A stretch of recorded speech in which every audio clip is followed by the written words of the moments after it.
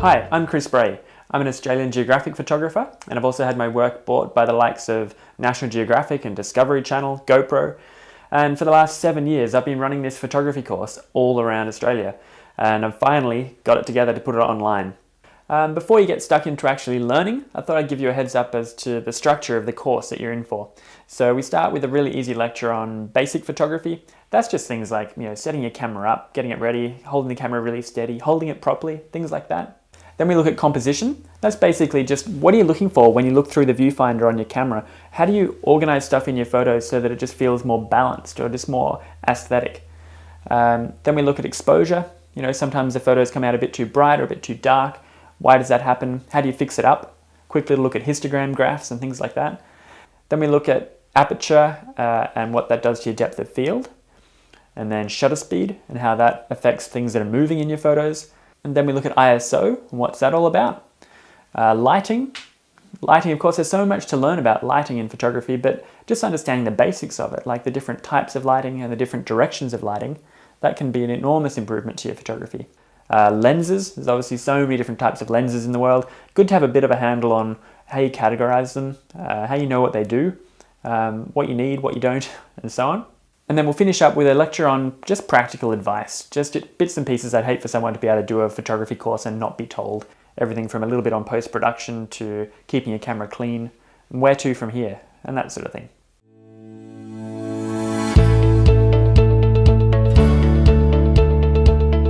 Okay, so basic photography. In this lecture, we're just going to look at some very simple things like how the camera works and how to set it up ready to start taking photos.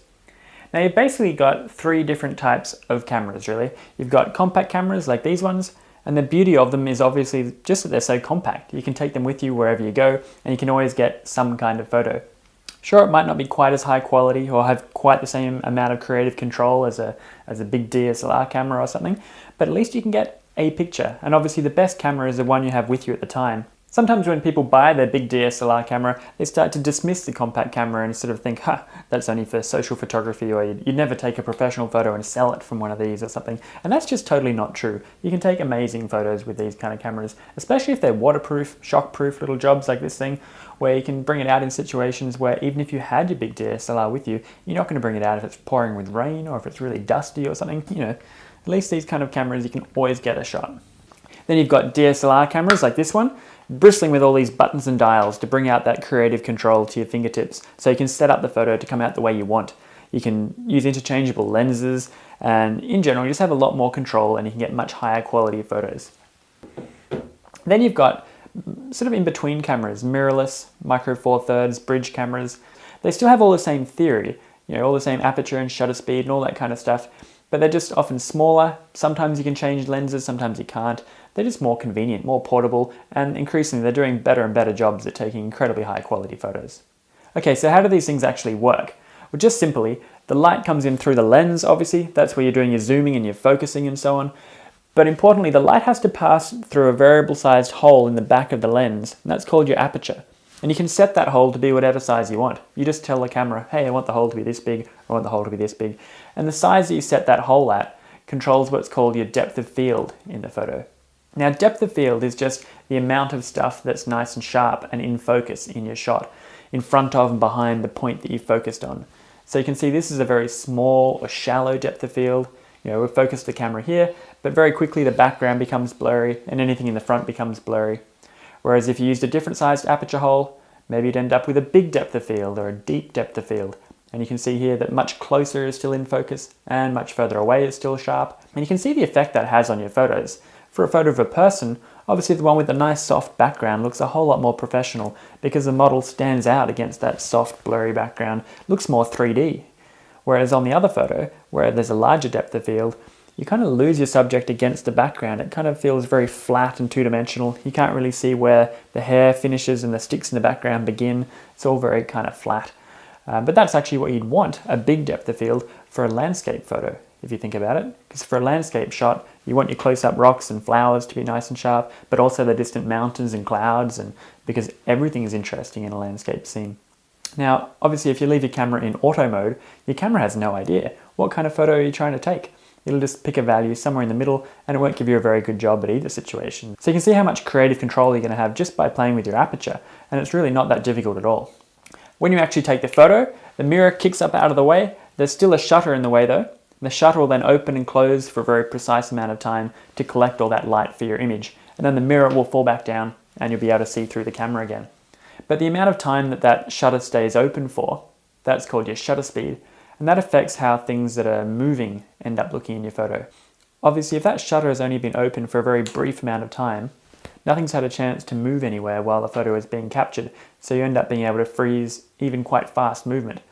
But if the shutter is open for a long time, then anything that moves while that photo is being captured ends up being smeared through your image, and you kind of end up with movement blur, which can look really nice in a lot of situations. Not only waterfalls and classic shots like that, but anything that's moving can just add a bit of life if you let the shutter drag a little bit. Let's say you're photographing someone hitting a big drum. In auto mode, you probably end up with a pretty fast photo, and the guy's hand's just going to be frozen there, and you can't really tell, is he hitting the drum, or is he just standing there, or what?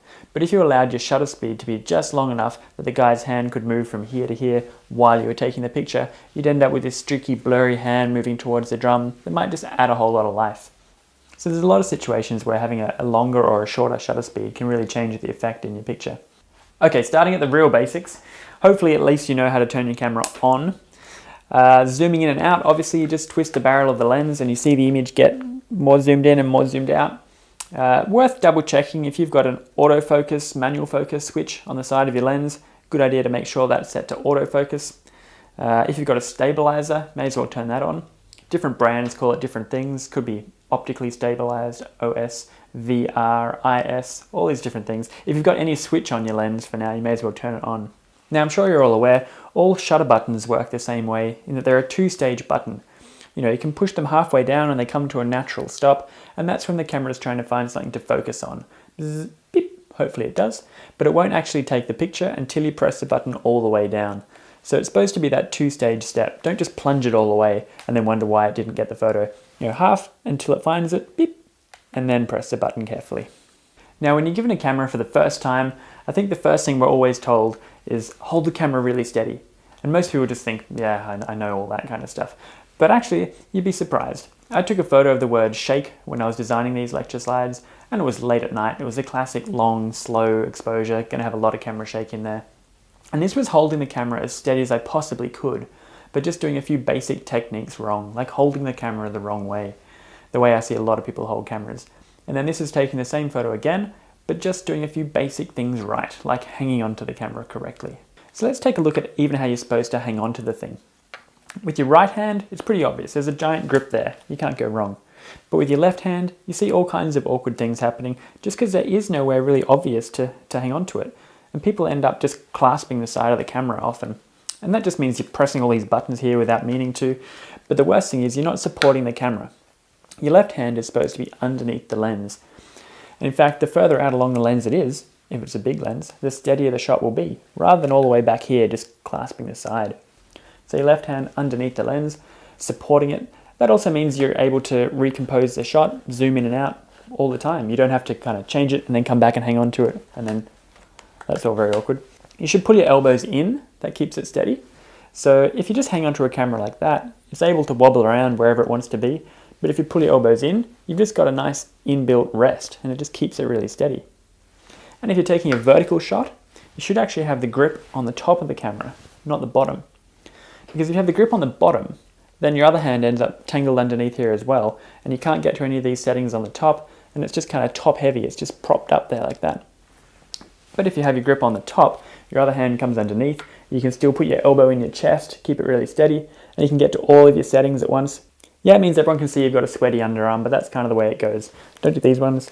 Literally this is up the top, pulling it down, keep it really steady. And probably the most important tip is don't press the button too hard because it just shakes the camera at that critical moment when it's trying to take a picture. It should just be a case of gently squeezing it until it takes the shot. Obviously, one of the huge advantages of digital photography is that you can now look at the picture as soon as you've taken it and check that it worked out. And if it didn't, you can quickly change the settings and take the photo again before your subject's gone. Gone are the days where you come back from the chemist 2 weeks later and then you're flicking through your photos and then you're like, I had the lens cap on or something. But sometimes you need to remind yourself to do that check. You know when you take a picture and it comes up for 2 seconds on the back? That's because you're supposed to look at it. It's worth your time just having a quick glance, seeing if it seems about the right brightness, maybe zooming in digitally on the little magnifying glass, plus minus, zoom in on the picture you've taken, go right in and check that the detail is still nice and sharp. If not, quick, change your settings and take it again while you still can. So having taught this course a couple of times, there's a few things we've learnt that it's a good idea to try and catch early on. This might not be a problem for you, you might already have it set up, but it's still worth checking. So when you pick up your camera, make sure that it's on P mode to start with, on your big mode dial, P for program. We'll just sort of use that as a stepping stone from here. It opens up some more options for us, but then we'll move on to using things like aperture mode and shutter speed mode. But for now, you've got to at least get off auto and go to P mode. You want to make sure you've got the right quality setting on your camera as well. Not much good taking low resolution or heavily compressed pictures. So go into your menu, find your quality, make sure you're on large, fine quality JPEG or a RAW file if you're interested in doing that. Now the autofocus in your camera can actually work in one of two different ways. It can either just do a single focus, so AFS or one shot, and that's when it focuses, beep, finds something, and as long as you keep your finger half pressed, if you move the camera around after that, it doesn't shift the focus, so it only focuses once. Or you can change your camera focusing mode to AI Servo, which other brands call AFC for continuous. And that's a tracking focus. So as long as you hold your finger down halfway on that shutter button, it's constantly updating the focus wherever you point the camera. Most of the time you want to be on one shot, AFS, the single focus. So you can carefully focus on something and then maybe recompose your shot a little bit before you press the button all the way down to get the shot. You've probably also noticed that a lot of cameras these days have a lot of autofocus points on them. These are all the different points that when you try and focus, these are all independently trying to find something, anything to focus on. And by default, all of these points are turned on. So they're all active, which means you have absolutely no control over where the camera is going to focus. It'll just find the first thing that's brightest or has the most contrast, and often it's not what you're interested in. Now in auto mode, all of those points are turned on and you can't do anything about that. That's one of the big problems of auto mode. You can't even tell it where to focus. But thankfully in all the camera modes we're going to be using on this course, so that's P mode and anything better than that, you can choose exactly which point to use, and if you just set it to the center autofocus point, that's honestly the most useful point to set it on for 99% of your photography. And then it's very easy for you to accurately choose exactly what you want to focus on. To change which autofocus points you're using, different brands, different things, but Canon has a little button on it there. You press that and then you can choose between your different points. Nikon, in through the menu, autofocus area mode, and you can just go to single point, and you can move that wherever you want.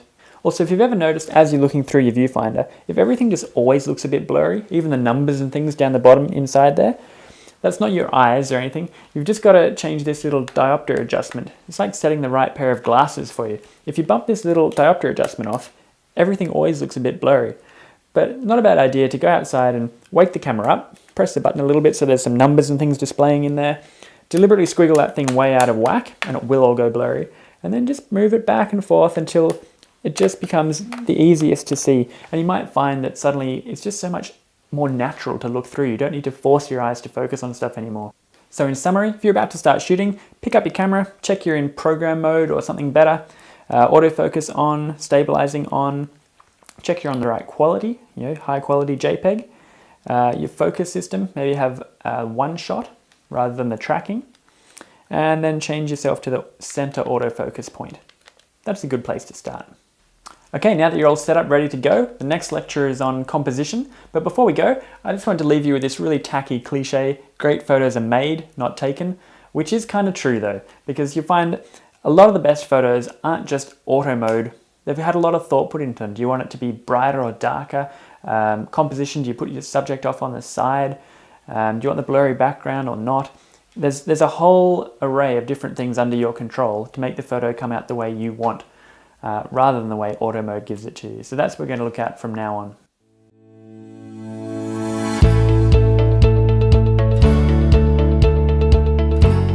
Composition. In this lecture, we're going to have a look at how you organize things in your photo just so that it feels more balanced or complete. So we're going to have a look at my top 10 composition tips, starting with what you'd think would be an obvious one, try to make sure your horizons are horizontal.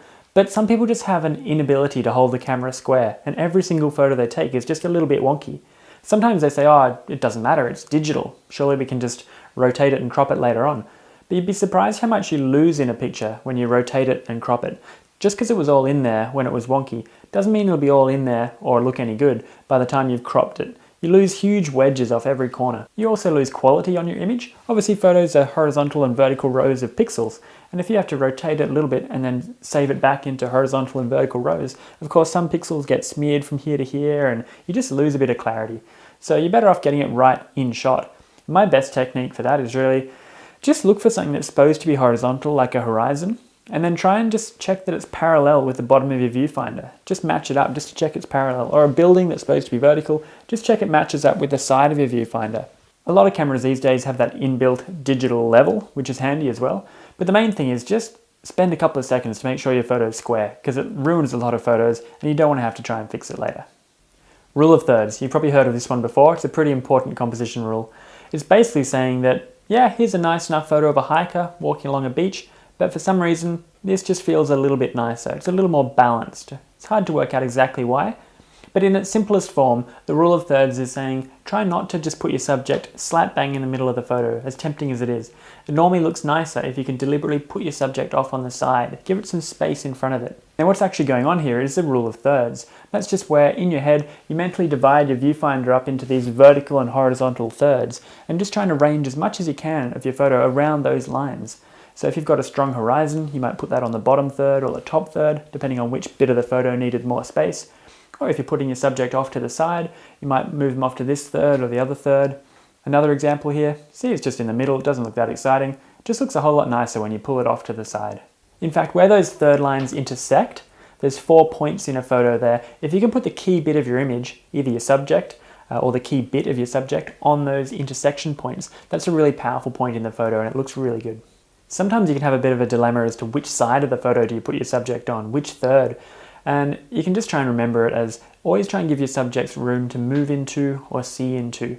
You know, if they're looking or moving in a direction, no one cares about what's behind them, what's been and gone. They want to see forward. So you crop out all the stuff behind them, give them extra space in front.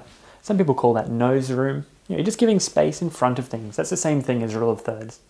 Of course, we all have a bit of a problem now, because in the previous lecture we all went and put our center autofocus point on, so the camera was only going to focus what's in the dead center of the shot. And now here I am saying, oh, but it looks so much better if you put your penguin off on 1/3. Now, what that does mean is you do point directly at your subject first of all while you're focusing, beep, and then after it's found that focus lock, keep your finger half pressed, and then you can reframe the shot and put your penguin off on the third or whatever you want for good composition before you depress the button all the way down to get the shot. Obviously, otherwise, if you start off with your penguin off on the side and you try and half press to focus, it's just going to focus on the sky behind the penguin and you end up with a blurry subject. So you point directly at your subject to start with. Ideally, you focus on its eye. Actually, that's a good side tip. If you're ever photographing a person or an animal and you can see their eye in the shot, that's where you've got to focus on. That's the important part that has to be sharp.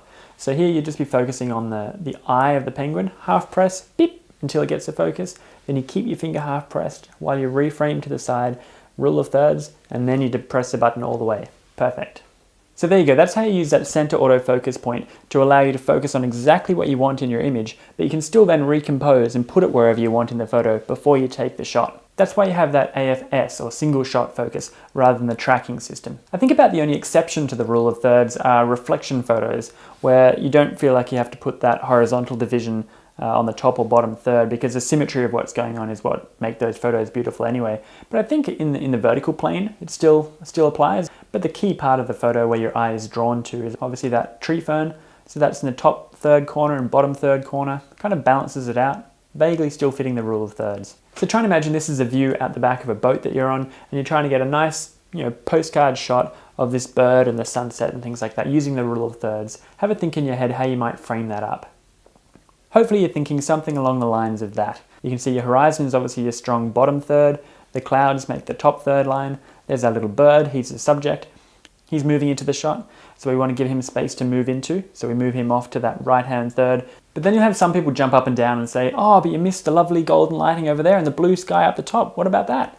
And it just goes to show that the world doesn't always fit into 9 magic boxes, and you've often got to make a call between good composition and trying to fit everything in.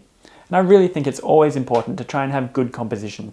People don't know what they're missing if you don't include it in the photo, but what you include, it's got to look nice. Framing is another good tip. This is good for your landscape photos particularly. Framing is when you deliberately include something up close in your photo it tends to make it seem a bit more 3D, gives it a lot more depth. It also stops your eye falling off the edge of the photo. You kind of frame it or hem it in by putting something along the edges and the sides. Look at this example here. This is taken in Papua New Guinea. You can see some nice volcanoes puffing away, but it does look a little bit flat compared to this one, which just has so much more depth to it. And that's because I've deliberately got some close-up foreground elements there. As you can see, it also tends to pull our attention back towards the middle of the photo again. It stops your eye just slipping off the edge. And you probably have to admit that a lot of people make this mistake with their landscape shots, where you get to a lookout and the first thing you do is you get everyone out of the way, and if there's a fence there, you've got to get over the fence because that's in the way, and if there's a tree, you almost fall off the edge of the cliff trying to get away from the tree to cut that out, and you go to these great lengths to get an unobstructed view of the distant mountains. But then the problem is, everything in your photo is a million miles away and it just looks flat. You're better off crouching down and trying to find a tussock of grass that you can pop up into that corner. Or if there's a tree there, great. Use that, frame half your shot off with that. Same with this example, the sunset. Not a particularly good photo, but it was a nice sunset. But there was this stupid tree that kept on putting branches in the left-hand side of the shot, and I had to keep on edging off to the right. I almost fell off the balcony trying to get a clear view of the sky, until it finally dawned on me that it's probably nicer to let that tree come into the shot. So it frames off that side of the shot, makes it more 3D, pulls our attention into the sunset, looks a whole lot better. Another one here, including those bushes up the top, just frames off the top of the shot. Check your backgrounds. This is my favorite tip from the entire course, actually. It's the easiest way to make your photos just look 10 times better without having to do any kind of complex theory or anything at all. The problem is, the human eye is really good at ignoring what's going on in the background of your photo. It's not until you get the picture back, and then you'll be like, oh, really distracting element back there. It can completely ruin the shot. The car coming out the back of the elephant, or it could be a power pole coming out of someone's head, or a bright yellow car in the background that's just really distracting. But the thing is, it's like another whole level of consciousness you'll finally get to with your photography, where the background is just one of the things you remember to check. And you'll be like, background. Oh wow, that's really awkward. If I just move a little bit to the side, you don't have a telegraph pole coming out of your head anymore, or whatever it is. Like this example with the lion, the lion just blends in too much with the background. It's the same color as the grass. But if you get down lower, you can get him against a bit of the sky and he just pops out there much nicer against that blue background. So what about this example? On Kangaroo Island, I was photographing these little birds on a stick, and you kind of sneak up as close as you can get, and you think that that's probably the best place to take the photo from. But look at the background behind the birds there. You've got blue, brown, green. No matter how good your lens is at blurring it out, it's still a really terrible background. The birds are dark, and the background just behind them is dark, and they all blend in. You can't really see them. You've got to look around and say, where can I find a nice, clean, contrasting color to use as a background here? What are our choices? Really, it's just the sky reflected onto the water, that nice blue color. That'd be fantastic. So you've somehow got to get that behind your subject. Could be a case of just getting a little higher, like tippy-toe job, or in this case, I actually had to walk slightly back up the riverbank, which seemed kind of counterintuitive because I had to walk further away. But then you can get the most amazing blue uniform background that just looks spectacular. Or this one, an ant on a stick. That grey background there, that's just the road, like the asphalt on the road. But you can see there is a bit of a green glow to the side there. That's actually a leaf just out of shot. So if I move the camera about a centimetre to the right, you can end up with a green background, which looks so much more beautiful. Honestly, if you can just remember to glance into your background when you're taking a picture and just check if there's any distracting elements there, or if you can just turn a bit and get a cleaner contrasting colour, it makes a world of difference to your photos. Fill the frame. Sometimes I think photos just could do with being cropped in a little bit tighter. People have this urge to try and fit everything in, all the extremities, and often the most important part, if you could just concentrate on that, it's a much more usable photo. Look at this one. That might be the way you're tempted to take the photo because you want to fit it all in, but actually that's probably better. In fact, that is a far better composition for the shot. We all know that yachts have a big pointy bit up the top, and that's not what we're interested in this. It's just the interaction between the whale and the yacht. And now that we've zoomed in more, the subjects are bigger. It's more interesting, you can see the detail. It fits the rule of thirds. So we have the yacht on the top third intersection, whale on the bottom third, so they kind of balance there. Or this example, I was trying to keep swimming as far ahead of this lady as I could so I could turn around and get it all in shot. But if you had to summarize that photo, you'd probably say it's a woman swimming with a blue starfish. But really, this is exactly the same thing, a woman swimming with a blue starfish. But it's a much simpler, cleaner sort of shot, and it's probably more usable. You could imagine that in a little brochure on a local dive resort or something. Not that she should be picking up starfish, but compared to the other photo, there's just too much stuff going on there, too distracting. You're like, what is that yellow thing she's carrying? It's actually her shirt, but It looks like a bag. Is she stealing starfish? No, sometimes it's nicer to simplify your photo down just to the key parts, and they're often much more usable. Same with this one. I saw this lady walking down the street carrying a bunch of fish, and I was like, oh, that's interesting, get a photo of that. But then luckily, pretty quickly I realized, hang on a second, what is actually interesting here? Pretty sure it's not her wonderfully happy expression, or the fact that there's a tractor coming along. Oh, she's got no shoes on. Or there's power lines coming out of her shoulder. You know, you got to think what actually caught my attention here was the fact that she was carrying fish. So maybe if I zoomed in and just took a photo of fish carrying, it'd be a much more interesting shot. Even half the fish are cut out, but it doesn't matter, you can still tell they're fish. You can imagine a photo like that turning up in a little brochure about the local marketplace, whereas that other photo, it's going to go nowhere. Even a photo like this, you don't need to fit the whole thing in. You don't even need his whole head in there. It's still enough to tell that it's a beautiful shot of an elephant. It works quite strongly. So just try and remember, you don't always need to fit everything in. Crop in more, crop in tighter, often looks better. Leading lines. Now a leading line is any line coming into your photo from the outside, and it serves to guide your eye through the photo. Like this one. Your eye comes in along the railing, and then he goes out to where the people are, and you see that they're people, and you gaze out along there, and you see the rainbow, and it all just ties together very neatly. Otherwise, some photos can just feel a bit disjoint. You have to kind of look around for a while and then go, oh, that's interesting. And oh, that's interesting over there as well. It's just not as smooth. If you can link things up with a line, it often looks better. Sure, you don't always have convenient leading lines around, but if you look for them, you can often find them. And if you do have a leading line, good tip is to make sure it comes in through the corner of your shot. Leading lines always look a lot more effective if they come in exactly from the corner. Anything but eye level. This composition tip is just saying, try not to take every single photo from just normal standing up height, because then everything always just looks the same. You know, getting up high or getting down low can be a way to just add a whole new angle of interest to a photo, completely different perspective on an otherwise quite boring subject perhaps. You know, that's just a photo of Jess on a bike, not the most exciting subject in the world. But because it's taken from that really low vantage point, these are the kind of photos that stop you when you're flicking through a magazine, because your brain basically goes, yeah, I know that that's a bike, but gee, that's weird. Oh, it's taken from down. Oh, I get it. Same photo of a penguin, taken at two different heights. You can really feel a different vibe in those two photos. One feels quite tall and regal, the other one feels like a little penguin shuffling around on the ground. At the very least though, if you're not trying to do some creative angle, you should always try to remember to get down to the same height as whatever it is you're photographing. So if you're photographing the family dog, get down to dog height. Or kids, because you otherwise just end up with photos where the kids are kind of having to look up into the photo and you feel very separated. So here's a photo of a gecko. Obviously that's taken down quite low, but it's not low enough.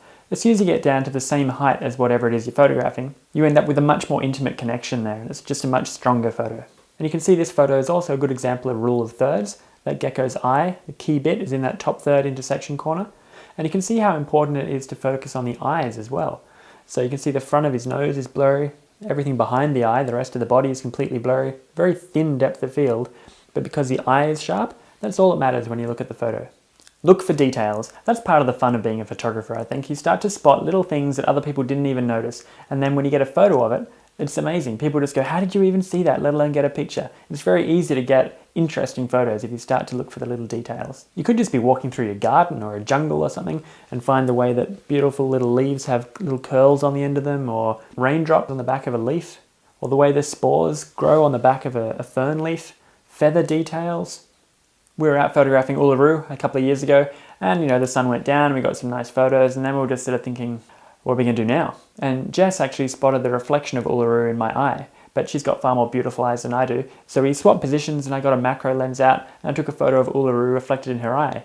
And people love this kind of photo. You know, technically it's a terrible photo. It's just about all blurry.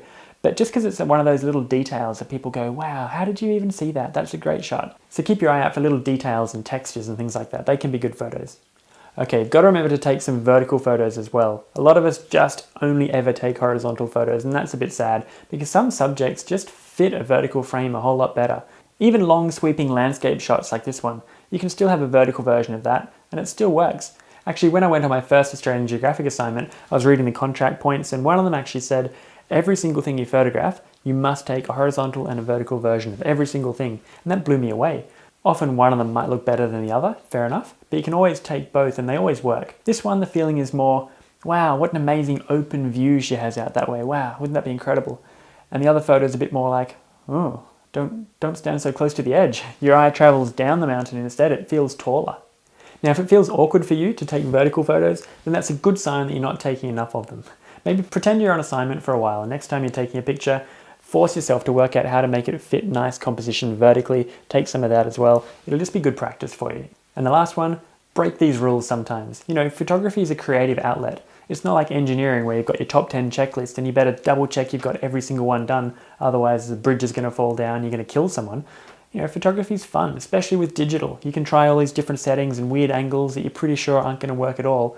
But sometimes they do. And you're like, that looks cool. I don't know, you might hate it. I don't mind it though. I can imagine it turning up in a magazine somewhere. But, you know, I think it breaks every rule I can think of. The dog's eye is probably the key bit in the photo, and that's in the dead center. There's no rule of thirds going on. It's probably about 30 degrees wonky. And I know I say, don't always try and fit everything in, but I wouldn't normally just cut off a third of someone's face and cut their toes off, but yeah, it sometimes still works. So feel free to break these rules. It's really just there as a scapegoat. You know, if you failed on all 9 of those other points, you can just say you're concentrating on the last one. So in the next lecture, we're going to look at exposure. You know, sometimes the photos are a bit too bright, a bit too dark. How do you fix that? Histograms, that kind of thing. You start to learn a lot more advanced stuff.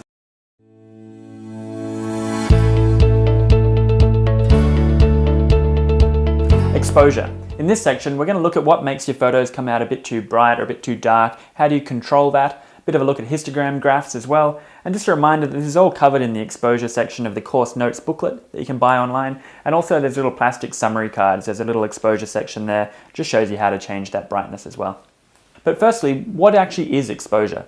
Well, exposure is light falling onto your image sensor, and you can think of it as the entire time the shutter is open, more and more light is landing on there, and it's just collecting more, and it's getting brighter and brighter. And hopefully when the right amount of light has gone in there, your photo finishes and you end up with perfect exposure. Obviously half the time that's not what happens, and you end up with incorrect exposure. So underexposed, just not enough light got in there yet, and everything's come out looking too dark. Overexposed, too much light got in there, and everything just comes out looking too bright. Correct exposure, just the right amount of light. But the problem can be that by the time you get, this part of the photo looking correctly exposed, some other part will still be too dark or too bright. And that's caused by what's called a contrast limitation. All cameras have this problem where they can't see into the bright and into the dark at the same time. So you've got a situation like this one perhaps, where we've got the foreground having correct exposure, but by then those background rocks in the brighter sun, they're now massively overexposed. And you go, well, that doesn't look any good. Maybe we'll set the camera up to get correct exposure for the background. But now, of course, the foreground is too dark, and there's nothing you can do in the one picture to fix that up. You could deliberately take both and merge them together using HDR, high dynamic range, or something like that. There's just nothing you can do to get around that problem of really harsh lighting having such a big difference between being in the bright and in the shadow. But the thing is, when I was standing there looking at that view myself, it looked great. And then you get a picture like that back, and you're left wondering, what is wrong with the camera? It's not particularly that the human eye has some incredible ability to see into the dark and the bright at the same time. It does have a better contrast range than a camera, but still the main thing to remember is that the camera has that variable sized aperture hole in the lens, and your eye has exactly the same thing in your iris or your pupil. The thing is, when you're looking at a scene, the pupil changes depending on where you're looking so that everything looks correct for you. So when you look up here in the bright part of the scene, your pupil would shut right down and cut out all that light, so that would be correctly exposed. But then when you look down in the shadows, your pupil would open up and let more light in, and then the shadows would look correctly exposed. But the thing is, you remember when you looked up to the top, that's what it looked like, and when you look down in the shadows, that's what it looked like. You're kind of just building up a mental picture of the world that seems wonderfully exposed wherever you look, but it's because it's changing a lot. Of course, with a camera though, you're stuck with the one setting for the entire shot, and there are just going to be some bits that are so much brighter that they become overexposed or underexposed, and there's just not a lot you can do. You've just got to remember that cameras can't cope well with scenes that differ too much in their brightness. So really strong lighting, like midday lighting, that's why it's such a bad time to take photos, because the difference of the side that's in the sun and the side that's in the shade just next to it, it's a million times different, and the camera just can't cope. You're going to end up with black shadows or overexposed highlights. So collecting the right amount of light, you can think of it as a volume of light you've got to get into your camera somehow, and it really doesn't matter whether it all comes in at once or if you just gradually let the light trickle in, as long as at the end of the shot you've collected that same total volume, because that total amount of light is what determines how bright your photo is. That brings us to this useful little analogy. This is the size of your aperture hole here.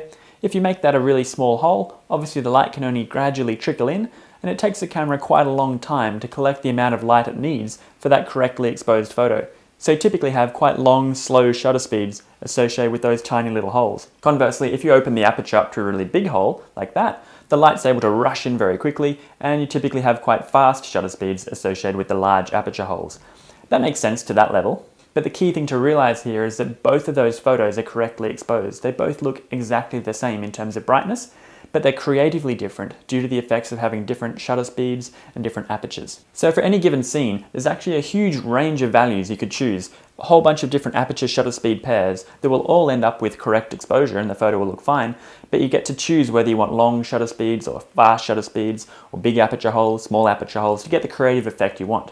Like if you wanted a really fast shutter speed to freeze an eagle coming past, well, you can just tell the camera, hey, I want 1,000th of a second for the shutter speed. And the camera will work out and go, gee, I've got to get all that light in 1,000th of a second. I'm going to have to open up that aperture hole really big, and it'll work out the size of the hole and set that for you. Or maybe you're interested in a long, slow shutter speed, like of a waterfall. You want to see all that flowing movement. So you could just tell the camera, hey, I want a 1-second photo.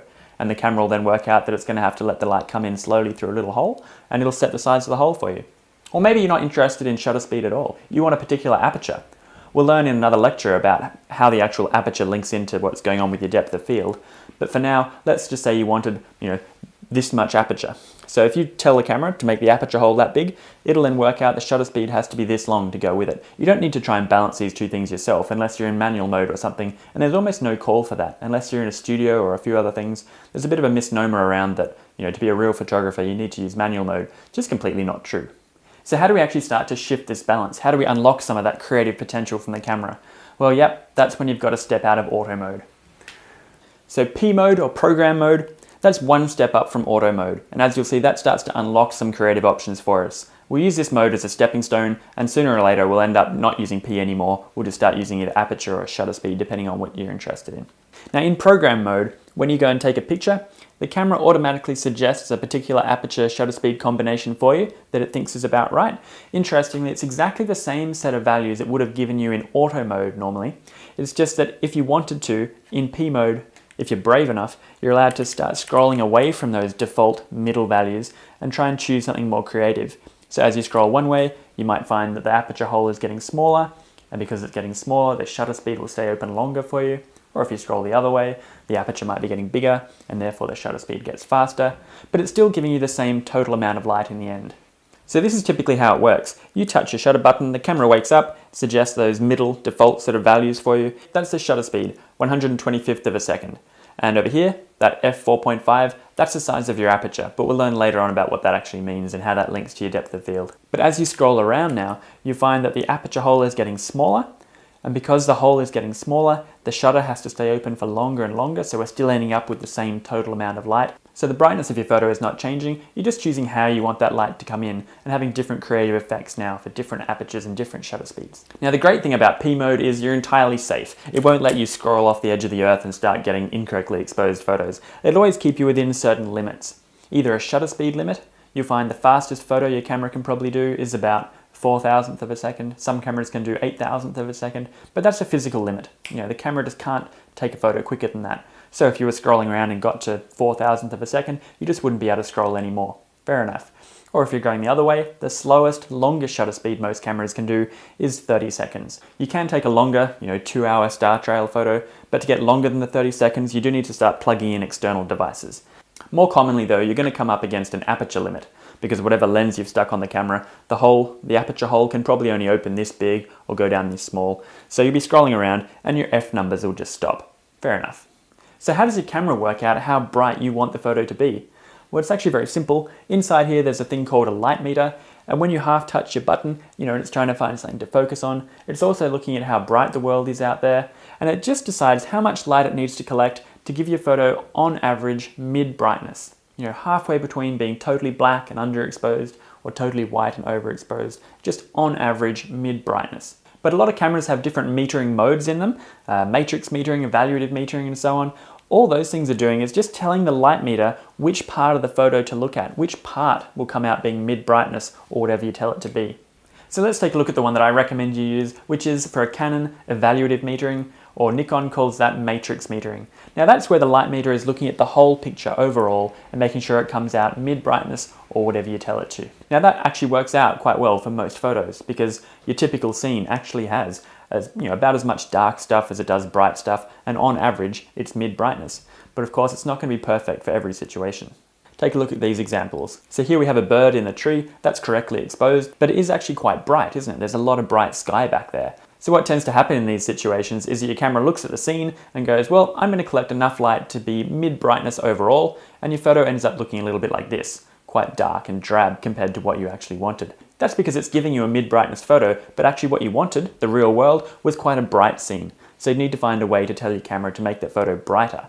Another classic problem is when your photo is backlit, like this one. There's so much bright light in the background that the camera just goes, well, I'm going to collect enough to make it a mid-brightness photo for you, and you end up with a shot a bit like that. Your subject just looks like a silhouette. We've all done this before, when you accidentally catch a window in the background of your photo, and your subject is just a dark shape like that. If you think about it, that photo is still mid-brightness overall. Half the photo is black and the other half's white. But the thing we're interested in, our subject, is way too dark. So again, we need to find a way to control this exposure brightness. Quick little detour onto a compact camera. You might have noticed these things just have so many different scene modes these days. There's like pet mode, underwater mode, snowman mode. And I never used to really use those modes because I didn't really understand what they did.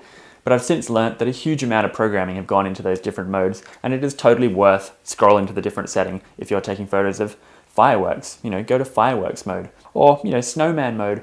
What snowman mode is doing is just saying, hey, I'm in the snow. I expect a lot of bright white stuff around. Collect more light than you were going to. Give me a nice bright white photo, not a dull grey snow. But back on a real camera, maybe you're supposed to use different metering modes. Now, different brands, of course, and different cameras offer different things, but basically you've got quite a few options there normally. But we'll go through them all so you know what they are and why they all exist. But I'll prove to you that you honestly don't need these other three. You can survive quite happily on evaluative or matrix metering and still getting the complete creative control out of your camera. So let's take a look at partial metering. That's where the light meter just looks at the middle region of the photo and makes sure that comes out mid-brightness, and it doesn't look at the outside stuff. So in a situation like this, that would kind of work because it doesn't get blinded by all this extra bright stuff on the outside. What about spot metering? Now, spot metering is lethal. It's one tiny little point. That's all the light meter's allowed to look at, and it bases the whole image off making sure that little point comes out exactly mid-brightness. So that's great if you're pointing at something that's supposed to be mid-brightness. So for a photo like this one, maybe that would actually come out all right because that dot is supposed to be mid-brightness. But what if you missed and you pointed over here instead? The camera will make sure that that part comes out exactly mid-brightness, which just looks terrible. Or if you pointed over here, something that's supposed to be quite dark, then the camera is going to make sure that dark thing comes out being mid-brightness, and you end up with a massively overexposed shot. Most of the time you're just left wondering going, why do they give you such a crazy over-the-top setting that ends in disaster most of the time? Well, it does have a use, but it's designed for in a studio setup, where just before you take a picture of a model or a packet of cornflakes, whatever you're photographing, you'd quickly hold up what's called a grey card in front of your subject, a bit of cardboard or perspex that is exactly mid-brightness, and you'd spot meter off that and go beep, make sure this comes out exactly mid-brightness because it is mid-brightness. Beep, take it away, take the shot, and lo and behold, you end up with perfect exposure every time. Now that's great if you've got a grey card in a studio, but out in the real world, it's just impractical. Some people will usually say about now that they find that if they're photographing, a bird in a tree and it normally comes out being silhouetted, if they change to spot metering and then try it, then it might come out better. Yeah, it probably will come out better, but the problem is it still won't be right. What happens if now it's too bright or it's too dark? Are you supposed to then change to center weighted averaging metering? No. There's a whole system in your camera, everyone's camera, designed to help you control your exposure. Plus minus brightness, exposure compensation. You've all seen this little slider indicator before. It's often on the back of your camera, even inside the viewfinder when you're looking through. It's really important. If you leave it in the middle on 0, that's when your camera is going to collect enough light for your photo to be mid-brightness on average. But if you move it down, -1, -2, it's going to collect less light. Your photo will come out darker. Or if you go +1, +2, then your photo comes out a predictable amount brighter than mid-brightness. Obviously how you change it depends on what camera you have, but most of the time you'll find your camera has a little +- brightness button on it, just like that. Don't get confused by one that looks like that, a little +- brightness with a lightning bolt next to it. That's changing the exposure of your flash, something totally different. But you're just looking for a little dedicated +- brightness button. You'll have to press that button in and keep it held in while you scroll one of these wheels, and then you'll find that little marker will move up or down, and then wherever it is when you let go, it'll stay there, and the next photo will be really dark, and so will the next one. In fact, even if you turn your camera off and pull it out again next week and take a picture, it'll still be on -1 or whatever you put it on. So you've got to get in the habit of checking where you put it. For some other Canon cameras about halfway up their range or better, you don't have to press and hold some awkward button in while you scroll. On these ones, there's a whole wheel dedicated to it right next to your thumb, and anytime you bump that wheel, the photo becomes brighter, darker. It shows you how often you're supposed to be doing this exposure compensation. There's a whole wheel there right next to your thumb. So generally, you take a picture, you look at it on the back of the screen and you say, oh, I think it's a little bit too dark. So then you need to brighten it up. So you'd go hold the little plus/minus exposure compensation in, +1, +2, take the photo again, and then hopefully it comes back looking better. I know that sounds like a little bit of trial and error, but you'll get a whole lot better at judging it, and you won't need to take the incorrect photo first. You'll be able to say, oh, I'm in the snow, it's quite bright, I already need to have it on about +1 2/3 or +2 or whatever it is. So it's really important to be able to control the brightness of your image, not only because the camera gets it wrong sometimes and you need to be able to correct it, but also because it now opens up creative options for you to deliberately make a scene much darker, maybe for a good silhouette, and rich up the colors in a sunset or something, or to really overexpose a photo deliberately and end up with this really bright, washed out effect. But a lot of the time, of course, you actually want to get perfect exposure. And if you want to be really sure, looking at the photo on the back of the camera, it's really hard to tell which one is correctly exposed. Is it this one? Maybe it's that one? Who knows? And to make it worse, you can change the brightness of your LCD screen on the camera. If you put your screen brightness on +10, all of your photos are going to start to look really overexposed. You know, they're not. Your screen brightness is just too high. Also, you know, when there's sun shining around and everything's reflecting and glary off there and you can't even see what's on the screen anyway, there's plenty of times where you just can't trust what's on that back screen. So these are the situations when histogram graphs can come in handy. Now, you've probably seen these little graphs from time to time. They just pop up and people are like, ah, what is that and how do I get rid of it?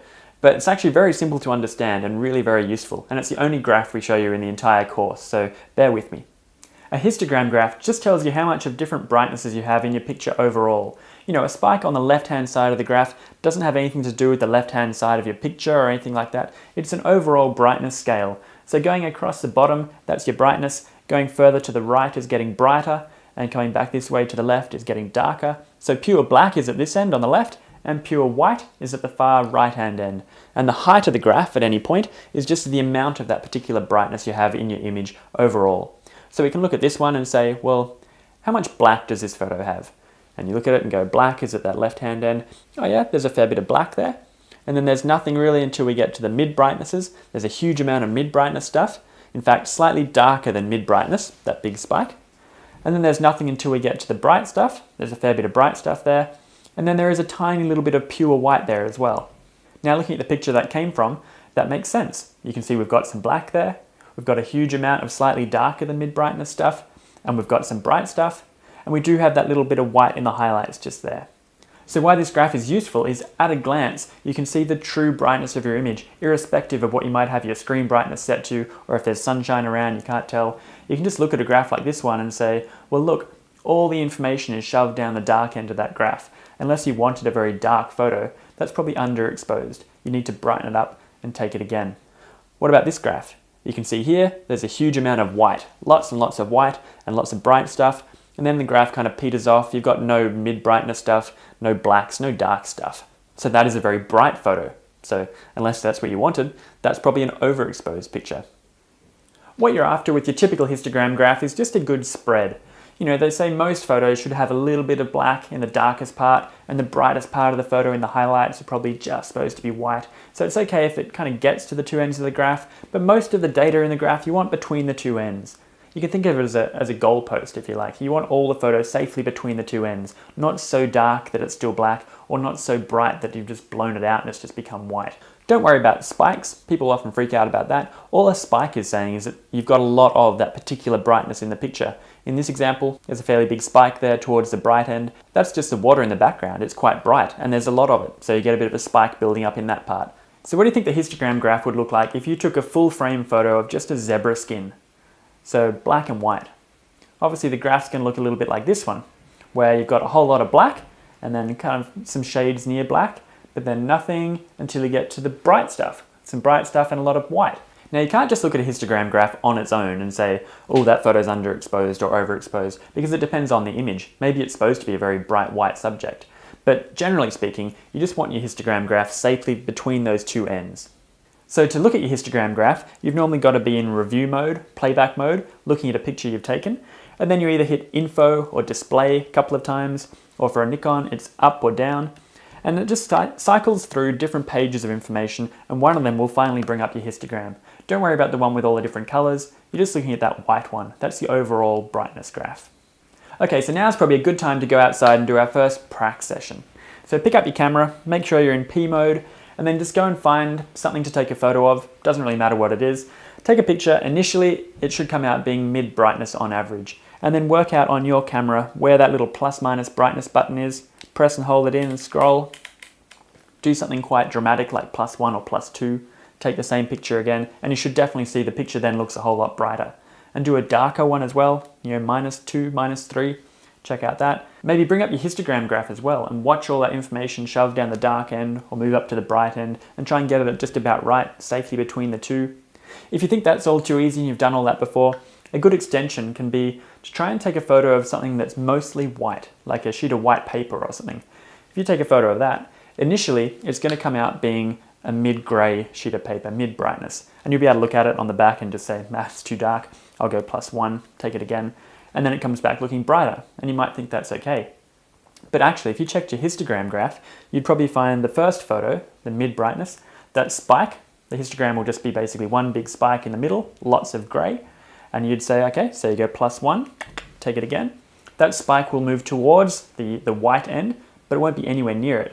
So you'd have to go, +2, take it again, and the spike would move even further. And you'd probably surprise yourself how far you actually need to scroll to bring that spike near the white end, which is where it's supposed to be if what you're photographing is white.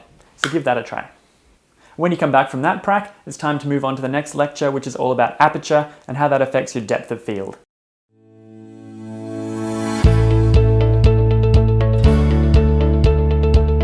So, aperture and depth of field. Now, a lot of people think this is about the most confusing part in photography, but that's only because people insist on teaching it in a really stupid way. There's a very easy way to understand aperture, and it'll make perfect sense, I promise. And just a reminder that this is all covered in the aperture section of our course notes booklet as well, that you can buy online, and also the plastic summary clip cards. There's the aperture section there, which tells you which way to move your F number to do what with your depth of field and all that kind of stuff as well. Pretty handy. So as we already saw in the basic lecture, aperture controls what's called your depth of field. And depth of field is just the amount of stuff that's in focus in front of and behind the point that you actually focus the camera on. So this is a very small or shallow depth of field, and this one is a large depth of field, where much closer is still in focus and way into the distance is still sharp as well. So typically for a portrait type photo, where there's only one thing you're supposed to be looking at, your subject, you want the softest, blurriest background you can to make your subject stand out against it, look more 3D.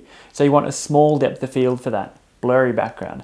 But contrast to that, in a landscape, you actually want a big depth of field because the close-up plants and flowers and the distant mountains and clouds, everything is interesting and you want the viewer's eye to be able to travel everywhere in the scene.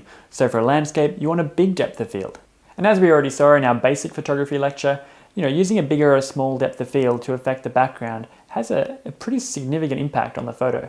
So here's a shot of a zebra using a fairly large depth of field. So the zebra is kind of sharp, the background is kind of sharp. It all feels quite flat and stuck together, as opposed to using a smaller depth of field where you can see now, beautiful blurry background. The zebra just leaps out against that. You can see individual hair detail on the mane. So what actually is aperture? Well, inside your lens, it's this variable sized hole, and you can just set that to be whatever size you want. And it's defined in these things called f numbers or f stops. So you can see here that's f8, f4, f2, and then you go, oh, hang on a minute, the f number's getting smaller, but the hole's getting bigger. And that's about where most people get to trying to understand aperture. They suddenly realize there's this whole mental gymnastics you've got to go through to work out what on earth you're trying to do with your f number, to do what with your hole, and what does that do to the depth of field anyway, and it's all just way too confusing. But that's only confusing because for some strange reason, everyone insists on talking about the size of the aperture hole instead of the f number. You live in a world of f numbers. If you're setting your camera up to take a shot, you're scrolling the f number. You're watching the f number get bigger or smaller. You're not watching the size of the hole inside the lens. You hear phrases like, open the lens up more, or stop the lens down, use a bigger aperture. This is what apparently is supposed to go through your head if you're trying to take a photo of a person or a portrait shot. Obviously you want a small depth of field for a small amount of stuff in focus and a nice blurry background. So you go, okay, we need a small depth of field. Well, it turns out you get a small depth of field with a large aperture hole. So you go, right, so I've got to flip it. All right, large aperture hole. How do you take a picture with a large aperture hole?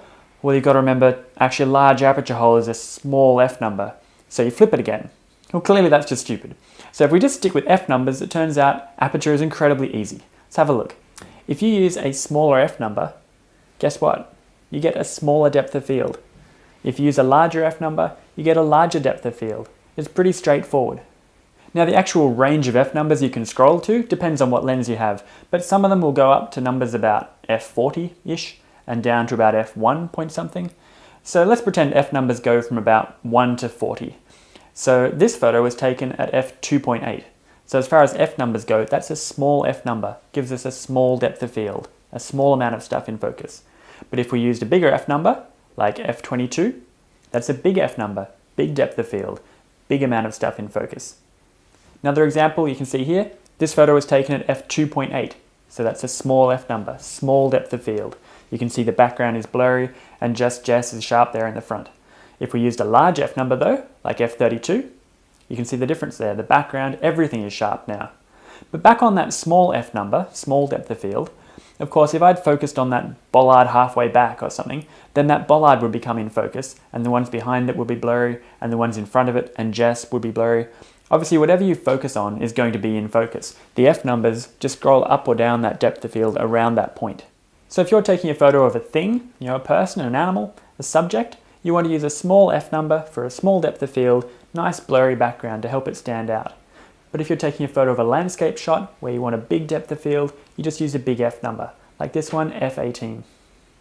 There's another way that I find some people find even easier to remember the whole f number thing, and that's just to try and imagine that there's a whole lot of f's lined up from the end of your lens going out into the distance. F, F, F, F, F, F, F, F, F. Now if you only wanted 2 of those f's to be in focus, it doesn't matter which 2, whichever 2 you focus on I guess, but if you only wanted 2 f's to be in focus, you'd pick f2. If you wanted 10 f's to be in focus, you'd pick f10. If you wanted all 40 f's to be in focus, you just pick f40. Basically, you can boil it down to the more things you want in focus, the more f's you want. Aperture doesn't get any simpler than that, and it really is quite easy. Aperture really is your most powerful creative tool for making your photos look much more professional. Using a small f number for a small depth of field is a really powerful way of directing the viewer's eye exactly where you want them to look. Like in this photo, you can't look anywhere else really. Your eye is just drawn straight to that one chess piece. Also, blurring stuff out that you don't want is incredibly useful. In a zoo, you might have mesh, cage mesh in front of what you're photographing. In the real world, you're going to have a bird deep in a tree somewhere and there's little sticks in front of it, or there'll be bits of grass popping up in front of your lion. If you can actually focus carefully on your subject though, and use a very small f number for a small depth of field, you can make your subject nice and sharp, but anything in front, like these little sticks, start to become blurry. And if you use a small enough f number, and you can get close enough to that thing you're trying to blur out, you can actually make it disappear. Look at this example. This mesh here is a 1 centimeter mesh, so there's no way I could hope to poke my camera through there and get a nice clean shot. But if I carefully focus on the cat inside there, that's a cat in there, and then use a small f number, then anything in front of the cat becomes blurry, and the cage wire, as you can see, has completely disappeared. That mesh you can see in the background there, that's the other side of the cage behind the cat. But there's literally 6 or 7 wires going across in front of its face, but you just can't see them because they've been blurred out. Pretty amazing. Another example, bird on a stick. So f22, that's a fairly big f number, big depth of field. So the bird is sharp, the background leaves are quite distracting there, and obviously the chicken wire in front is really annoying. But if instead we just scroll down to a smaller f number, f5.6, and take the same shot again, then look at the difference there. The background is now a nice soft pastel-y kind of background, and the chicken wire is gone. Fantastic. And don't think that that is something you can only do with really expensive, incredible lenses. I deliberately took that pair of photos with the cheapest, crappest lens money can buy. But even with really cheap, dodgy lenses, you can do amazing things with your depth of field. So you're supposed to be thinking now, before you take a photo, ask yourself the question, where do you want the viewer's eye to go in this photo? What are we supposed to be looking at? Is there only one thing of interest, one subject? Then you probably want a small f number for a small depth of field, nice blurry background to make it stand out. But if there are multiple things at different distances, like a landscape, then you want a big f number for a big depth of field and make them all come out nice and sharp. Incidentally, if your camera has a landscape mode, basically that's just telling the camera to pick a larger f number for you so you get a larger depth of field. Or a portrait mode, that's just telling the camera to use a small f number, give us a bit of a smaller depth of field, nice blurry backgrounds. Now that's definitely better than auto mode, for sure, but it's nothing like as powerful as going over to aperture mode, like we're going to have a look at in a second, to really drag that f number exactly where we want. Because often, landscape mode doesn't pick a very big f number, it might pick about f7 or 8, whereas you could probably drag your f number all the way to f20 if you wanted to. So you can just get much more control and more exaggerated effects by going to aperture mode and telling the camera exactly what you want. It's worth realizing that the region of stuff that's nice and sharp is not actually centered around the point that you focused on. Turns out that about 2/3 of the in-focus stuff is behind where you focused. Only 1/3 of it comes forward. And you might think, who really cares about that? Seems a bit pedantic. But it's actually really important, particularly for a landscape shot where you're trying to maximize your available depth of field. So a situation like this one, we want a huge depth of field, so we're going to use a big f number, like f22 or something, great. But then where do you focus? A lot of people make the mistake on their landscape photos of focusing on the distant mountains. And the problem then is, sure, you've got a big f number, gives us a big depth of field, but if you focus on those mountains, 2/3 of that depth of field is now wasted behind the mountains, and only 1/3 of it comes forward, and your foreground rocks and pebbles and stuff are still going to be out of focus. So the actual answer is, when you're photographing a landscape scene, you just try and arbitrarily focus about 1/3 of the way into your shot. So you just briefly point the camera down about 1/3 of the way in, beep, focus, lift it back up, and take the shot. That's just maximizing the use of your available depth of field. Okay, so let's take a look at aperture mode. So aperture mode on a Canon is AV, and for every other brand it's just called A. So in aperture mode, you can pick whatever aperture value you want, as long as the lens is capable of it, and the camera will pick the right shutter speed to match up for it, so that you get correct exposure, or whatever exposure you've asked for, if you've asked for a darker or brighter photo. So you'll be using aperture mode whenever depth of field is your most creatively important element in the photo. So if you're taking a portrait shot or a landscape shot, which to me is most of the photography you ever take, so I actually stay on aperture mode almost all the time. And this is typically how aperture mode works. You wake your camera up by pressing the button and it comes up with the last f number that you used. Now that's quite different to P mode. Remember how P mode always gives you that default auto mode middle kind of value. You could always scroll to the same f number if you wanted to, but it rapidly gets pretty repetitive in P mode. If you're taking a bunch of landscape photos, for example, in P mode you go beep and it comes up and says, how about 5.6? And you go, how about f16 for a big depth of field? Scroll, scroll, scroll, f16, take a shot. Then you try and take your second photo, and you half press, beep, and it goes, how about 5.6? And you're like, how about f16 again?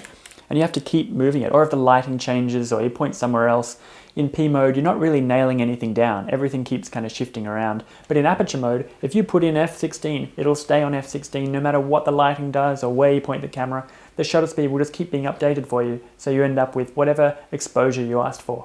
Let's say you make the photo brighter. So you use your plus minus exposure compensation and you say +2. So now it's got to be a lot brighter.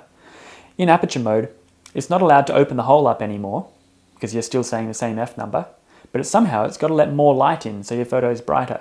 So you'll just find that it leaves the shutter open for longer, so more light comes in. Or if you asked for a darker photo, you'd find it would just be using a faster shutter speed for you so that not so much light got in. Basically, aperture mode, you pick your f number, it works out the shutter speed so that you end up with whatever exposure brightness you asked for. So looking here, obviously as we scroll our f number up bigger and bigger, getting a bigger depth of field, good for landscapes and so on, you're noticing the aperture hole is getting smaller, and therefore the shutter has to stay open longer and longer, so we still end up with that same correct exposure. That's something to be aware of. Really large f numbers, really small holes, they often end up requiring quite a long, slow photo, so you've got to hold the camera really steady or put it on a tripod or something. That's why landscape photographers and things always bother to bring a tripod, where someone else can just walk past with a happy snap and go, click, didn't need a tripod. But no, they're using such a big f number for such an amazing depth of field that the photo is going to be quite slow. Going the other way then, scrolling smaller and smaller f numbers, getting smaller depth of field, good for portraits, nice blurry backgrounds, and conveniently also nice fast photos at the same time. Just a point to note, don't expect to see the depth of field change when you're looking through your viewfinder. It's not actually till you get the photo back that you'll see the depth of field. Because when you're looking through the viewfinder in a DSLR, in fact the lens stays open to the largest hole it can, so you can see.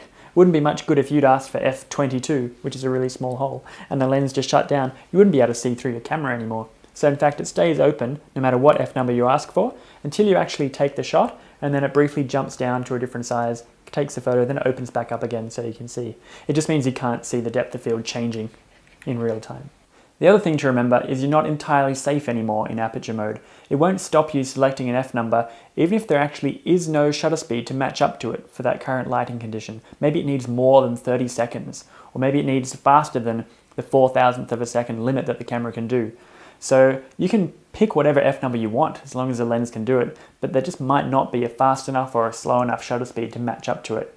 So you've got to be aware of that. The camera will warn you. It'll sit there flashing the f number at you, or it might go red, or Nikons normally say high or low. There'll be some warning there letting you know that the f number you've picked is basically out of range for the current lighting conditions. It'll sometimes happen in a situation like this. Let's say you're trying to take a photo in the dark and you make it worse by using a large f number. Now when I say you're making it worse, that's because a large f number is a small hole, so there's already almost no light out there, and you're forcing it to come in through a pinhole. It's going to take forever to get enough light in there for the photo, well and truly more than the 30-second limit that the camera can do itself. But it won't stop you taking the picture. It'll just flash 30 seconds at you, basically saying, don't do it. If you take this photo, it's your own silly fault. It'll just stay open for as long as it can, which is only 30 seconds, and then it'll give you a photo back that just looks dark. It's just it couldn't stay open long enough to give you the correct brightness.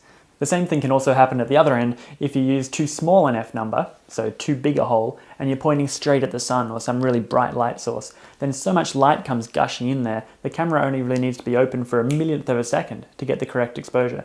But the quickest photo it can do is maybe 4,000th of a second, and still too much light's going to get in, and you'll end up with an overexposed photo.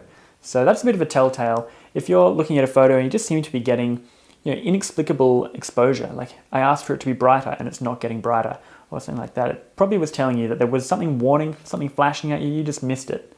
So just don't use such a large or such a small f number until it kind of calms down and doesn't have any flashing warnings at you. Another thing you can do to combat that is change your ISO, but we'll leave that to the ISO lecture. An interesting side effect you can get with using a large f number, apart from having a large depth of field, it actually tends to make any point light source turn into a bit of a starburst. It can look really cool. Some people hate it, but I think if it's used properly, it can be quite nice. So to get that effect, you have the sun actually hiding behind the leaf or the building or whatever it is, while you half press and set the exposure and focus, all that kind of stuff. Because remember, if you have the sun already in the shot, it might throw out your metering, you'll end up with a silhouette. So you have the sun hidden, half press, beep, and then just move to the side just until the sun just starts bleeding over the corner of the building. Take the photo just before you go blind, basically. Obviously, don't look at the sun with a really long lens. This effect works better anyway with a very wide lens. If you look at the sun through a long lens, you actually risk going blind. It's like looking at it through a telescope. You can just burn a hole through the back of your head. So try not to do that. Alright, so it's time to go out for your aperture prac, which is actually a pretty straightforward prac. You just pick up your camera, make sure you're on aperture mode, AV mode or A mode, and then you just want to find a subject and take two different pictures of it, one with a big f number, one with a small f number, and then just compare the two, and you should be able to see the background blur out in one of them and become sort of sharper and more distracting in the other one. Like, look at these two photos. Which one of these has the smaller f number, the smaller depth of field? Definitely it's this one.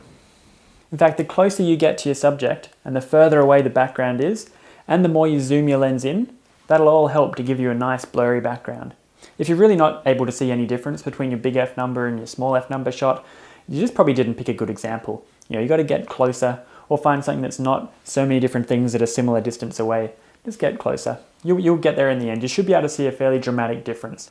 Another common problem you might have with this prac is if you're using your large f number, so for the big depth of field, you expect the whole thing to be nice and sharp. But you might actually have a problem where the big f number makes your photo so slow that you get camera shake. And in fact, the whole thing goes blurry just from subject movement and camera shake. Nothing to do with the f number. So if you're getting camera shake problems, then just turn your ISO up more. And then come back in and look at the next lecture, which is exploring shutter speed.